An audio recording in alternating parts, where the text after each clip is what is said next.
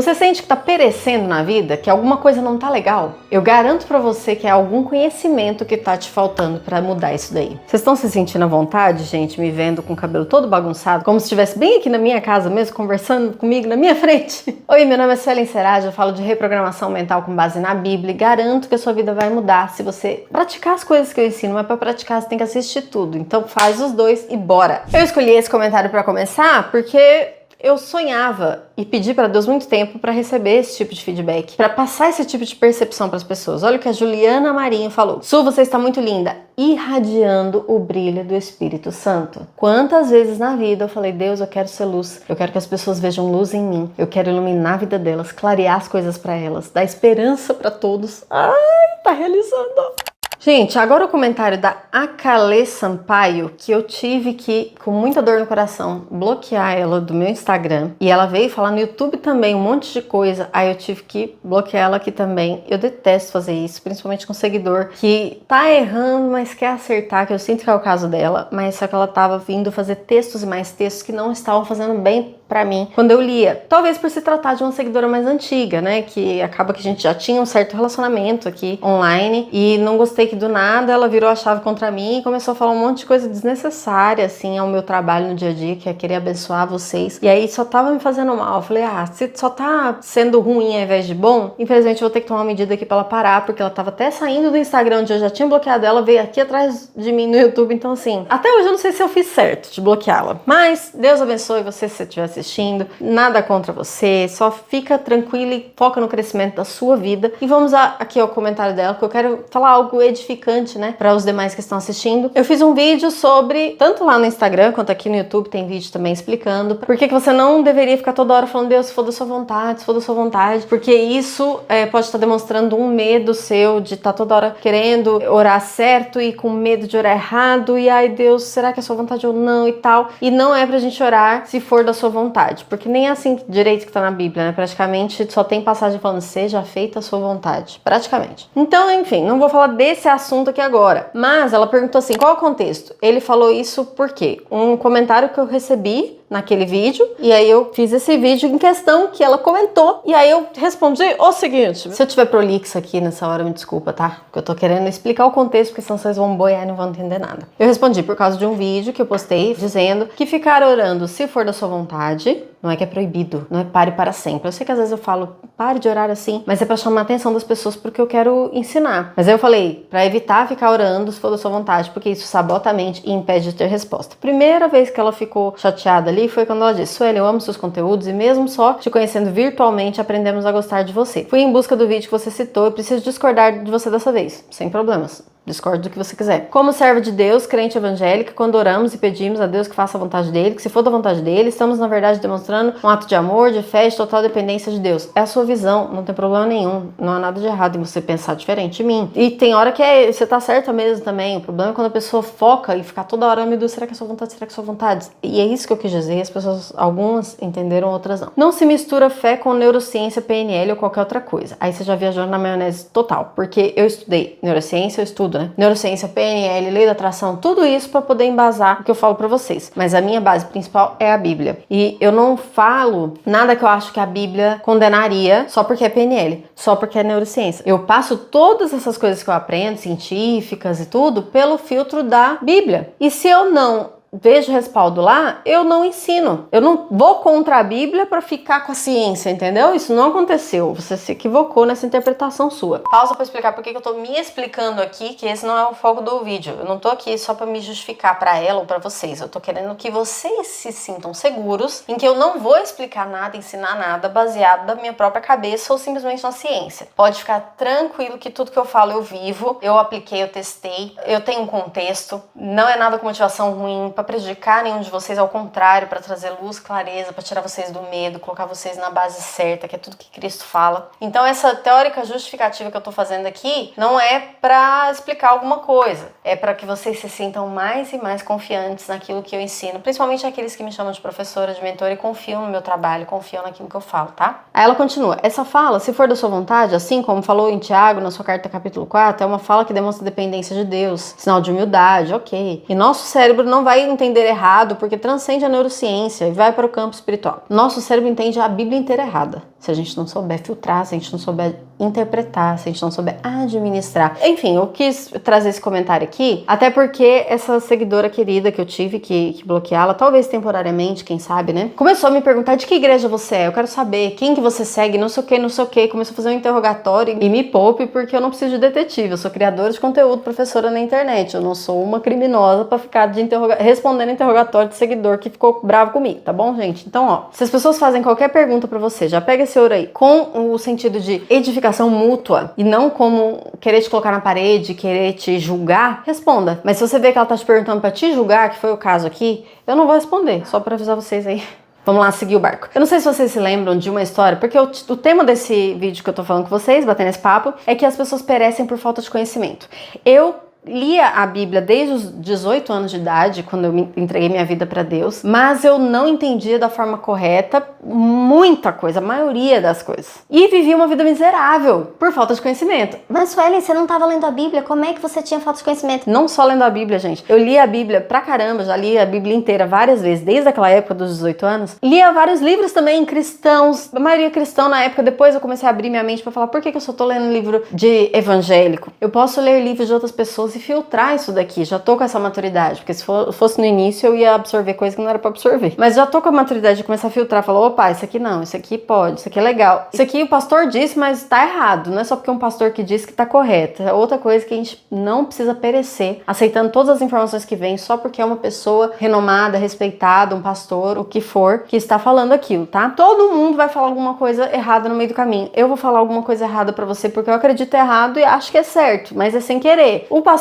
que fala muita coisa legal também vai errar de vez em quando. Por isso é importante você ter um filtro do Espírito Santo, um filtro da interpretação certa até do que você lê na Bíblia. E como eu estava dizendo, a gente pode sim interpretar, o nosso cérebro pode interpretar errado aquilo que a gente até lê na Bíblia. E isso acontece o tempo todo com muita gente, se não com todo mundo. Porque eu posso estar interpretando alguma coisa errada em algum momento e não entender. Mas uma coisa que eu percebi, que eu quero que você pegue esse ouro. Pega esse ouro. Se você se sentir bem, provavelmente é de Deus. Se você se sentir mal, provavelmente não é. E eu não tô falando de se sentir mal, aquela angústia de crescimento. Sabe, nossa, eu errei nisso, mas eu posso melhorar, eu vou mudar. Nossa, Deus tá falando comigo que eu tava num sentimento errado. Esse sentir mal é para crescimento. Como a Bíblia mesmo fala, tem tristezas que são segundo Deus para crescimento.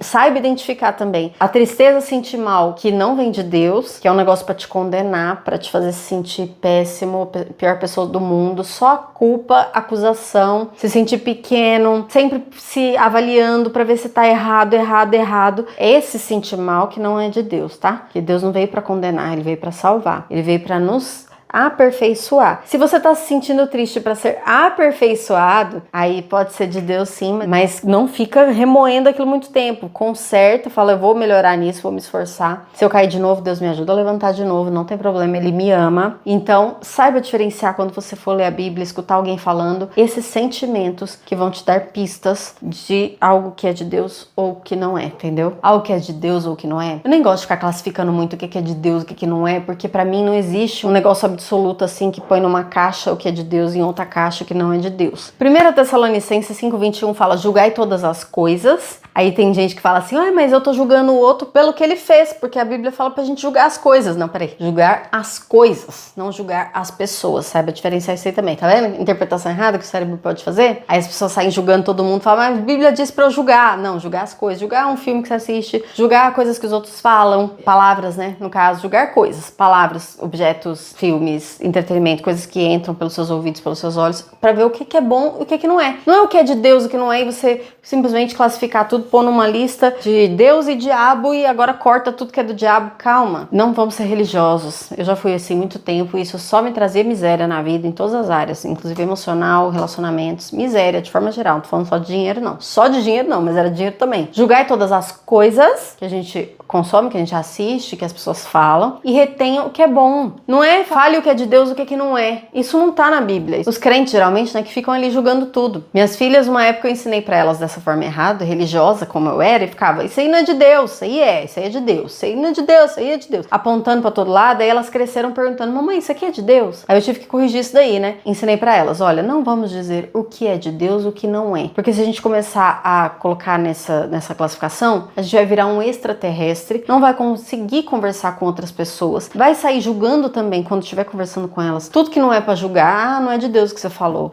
Isso aqui é de Deus. Vamos parar, pelo amor de Deus. Falei pra elas o seguinte, assiste e pega dali o que é de Deus. E o que não é, você corta. Outros desenhos, assim, que são muito terríveis, que eu já sei que não vai ser bom pra elas, na maior parte, eu já falo assim, isso aqui eu prefiro que você não assista, porque tem mais coisa ruim do que boa. Então eu te proíbo de assistir, porque eu tenho esse poder como mãe, tá? Então eu fui ensinando essas coisas pra elas. Aí eu falei, quando vocês forem adultas, vocês vão poder assistir, avaliar as coisas, ver o que faz bem pra vocês, descartar o que não faz. Se tem um filme, um negócio que trouxe mais angústia, sentimento ruim, medo, pavor, do que coisa boa, é melhor vocês falarem não para aquilo, entendeu? O que eu quis dizer, resumindo, é que podemos cair no erro de interpretar errado as coisas que a gente ouve de outra pessoa, julgando as coisas e pessoas de forma errada, como essa seguidora acabou fazendo, né, comigo, me julgando totalmente mal, porque ela começou a falar outras coisas em outros comentários que não tinham nada a ver com nada, meu Deus, tadinha. Mas tá, já oro aqui por vocês e por mim. Deus, ajuda a gente a ter clareza das coisas e não perecer por falta de conhecimento ou de entendimento, nem julgando tudo de acordo com crenças erradas nossas, porque isso pode sim acontecer, nosso cérebro interpreta sim as coisas erradas, se a nossa mente estiver com crenças erradas sobre aquilo. A gente tem uma tendência de pegar e ler uma Bíblia, vou fazer de conta que você quer a Bíblia, pegar e ler a Bíblia e colocar o que a gente está lendo na nossa forma mental, naquilo que já está pré-estabelecido e que a gente já convive, já está acostumado, entendeu? É isso que a gente não pode cair no erro de acontecer. Eu ensinei pra vocês algumas dessas coisas que acontecem na mente humana lá no meu curso, o Ouro da Reprogramação Mental. Se você quiser entender um pouquinho mais, dá uma olhada lá. Vai lá se inscrever, né, no caso. Agora o comentário da Natália, ela falou assim, quando é que as pessoas vão entender que Deus está dentro delas, se achando indignas de qualquer coisa? Deus nos ajude. Realmente, a gente tem um Deus que escolheu habitar dentro de nós, morar dentro da gente, mesmo, assim, tá aqui agora, nesse momento, enquanto eu falo com vocês, ele tá aqui, morando aqui. E as coisas que eu falo certo, ele aplaude, as coisas que eu falo errado, ele fala, oxa, filha, você precisa aprender isso aí ainda, hein? E a Natália continuou, eu sinto uma dó, uma agonia, pois na igreja nós aprendemos repetidamente o quanto somos ruins, indignos de qualquer coisa, que aqui na terra passaremos aflições, e isso entrou em nós como um entendimento de que não podemos ser felizes, muito menos abundantes. Ela continua aqui falando várias outras crenças que a igreja sem querer imprime na cabeça das pessoas, né? Que o povo de Deus é sofrido, pobre, mesmo assim não deixa de adorar a Deus. Se estamos assim é porque Deus permitiu, ou é porque não é pra nós. Mais fácil entrar um camelo no buraco de uma agulha do que os ricos entrar na porta dos céus. Aprendemos a orar com desespero e não com fé. Meu Deus, pelo amor de Deus, súplicas, né? Tem até um versículo na Bíblia que fala súplicas. Não andeis ansiosos por coisa alguma, mas antes apresentem suas orações e súplicas diante de Deus. Vocês acreditam que a versão original não é súplica a tradução? A tradução súplica tá em português. No inglês, por exemplo, tá petições e pedidos. Como é que é? Orações e pedidos. Prayers and asks. Uma coisa assim, orações e pedidos. É isso mesmo, não está súplicas. Mas aí a gente é ensinado na igreja toda essa sorte de mazelas e maldições como sendo algo característico de quem serve a Deus. E se vocês forem olhar para o Velho Testamento, todos os que agradaram a Deus, todos os servos de Deus, todos os homens de fé que estavam lá, eram prósperos, todos. Aí de repente Jesus veio para o Novo Testamento para trazer vida e vida miserável? Não, continua sendo vida abundante, igual no Velho Testamento, com a maioria dos homens que estavam lá, ou todos. Na verdade, eu não lembro de um homem de Deus ficar no sofrimento o resto da vida. Por exemplo, Jó teve o sofrimento terrível momentâneo, porque ele precisava aprender muita coisa, porque se você ler o livro de Jó, você vai entender. Aí ele aprendeu essas coisas e teve tudo restituído, inclusive a abundância financeira, a abundância de relacionamentos, os filhos deles de volta, blá, blá, blá, blá, blá, de bom, tudo de bom, que você pode imaginar. O povo do deserto que passou sofrimento foi por quê? Porque não confiaram, porque ficavam murmurando, um monte de tranqueira que eu falo pra vocês não fazerem, por isso que eles pereceram. Mas aqueles que acreditaram, Josué e Caleb, que tiveram uma visão de mais fé, de acreditar no que Deus falava, conseguiram ir pra terra de Canaã, desfrutar do melhor, conseguiram ver tudo de bom acontecendo. Aí falam, Sueli, mas os apóstolos sofreram, foram pobres, os apóstolos se ferraram. Por quê? Porque os apóstolos também tinham as limitações de fé deles, gente. Mas ao mesmo tempo, tiveram uns ali que conseguiram prosperar, se destacar. João não morreu como os outros apóstolos, porque ele se dizia, eu sou o discípulo amado. Se a gente souber o tanto que é amado, a gente não precisa perecer igual os apóstolos pereceram. Porque o povo perece por quê? Por falta de entendimento, por falta de fé. Tudo que você crê vai acontecer. Se você crê que vai ser como isso tudo aqui que a Natália falou, que a igreja acaba colocando na cabeça, pobre e adora Deus mesmo assim. É mais fácil um camelo entrar no buraco de uma agulha do que um rico entrar no reino do céu. Gente, é mais fácil, não significa que é a única coisa que acontece. Significa que pode ser difícil de um rico entrar no reino, mas eu vou ser essa rica que vai entrar no reino, porque eu vou ser rica não só de dinheiro, eu vou ser rica de espiritual, de plantar coisas pro reino de Deus aqui, de abençoar as pessoas. Eu vou ser rica espiritualmente, então eu vou ser rica aqui, dinheiro, relacionamentos, emoções, abençoando outros, e vou ser rica lá, porque no reino eu vou prosperar e vou ter galardão. Estão entendendo? Pelo amor de Deus? Entenderam, né? Espero que entenderam. Se não entenderam, vê de novo esse vídeo do começo e anota o que você precisa colocar na sua cabeça pra você parar de perecer por falta de conhecimento. E o último comentário que eu pus aqui é Silva Raíssa, que falou: você é aquela pessoa sábia com coração de criança. Vejo muito de Deus sobre a sua vida. Então, que a gente seja assim, sábio, sabendo interpretar as coisas, entender o que falta entender pra poder vencer nessa área que eu não tô vencendo. O que falta eu entender, Senhor? Vou deixar aí pra vocês uma oração pra você fazer. Deus, o que falta eu entender nisso pra vencer essa questão? Faz essa oração toda vez que você estiver sofrendo em algo. O que falta eu aprender sobre isso? O que falta eu entender corretamente pra conseguir isso aqui? E lembre, quando a gente agradece, coisas boas acontecem. Quando a gente acredita, coisas boas realiza. Tchau, gente!